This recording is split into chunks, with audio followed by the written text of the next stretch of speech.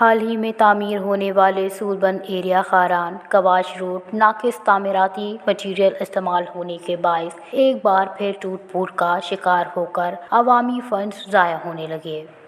Road پر لاکھوں کی رقم خرچ ہونے کے باوجود جگہ جگہ بلیک ٹاپ ٹوٹ چکی ہے، جس سے آمد و رفت کے لیے آنے جانے والی چھوٹی بڑی گاڑیوں اور موٹر سائیکل سواروں کو شدید مشکلات کا سامنا ہے۔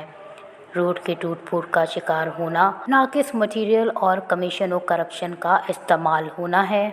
خاران کواش روڈ ایک معروف شاہراہ ہے جہاں روزانہ بڑی تعداد میں گاڑیوں اور موٹر سائیکلوں کی آمد و رفت ہوتی ہے۔ یہ روڈ خاران کو Kharan to Yakmach CPEC road سے ملاتی ہے، مگر بدقسمتی سے خاران کواش روڈ زیادہ دیر چل نہ سکا۔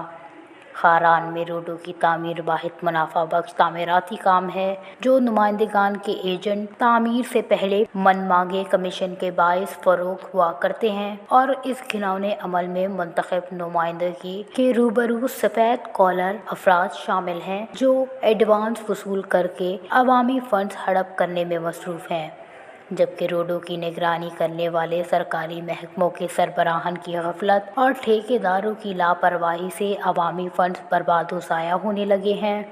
خاران کے سماجی حلقوں نے نیب اور دیگر ذمہ داران سے خاران کواش روڈ کی ناقص تعمیراتی کام ہونے کے باعث روڈ کے فوری ٹوٹ پھوٹ کا نوٹس لینے کا مطالبہ کیا ہے۔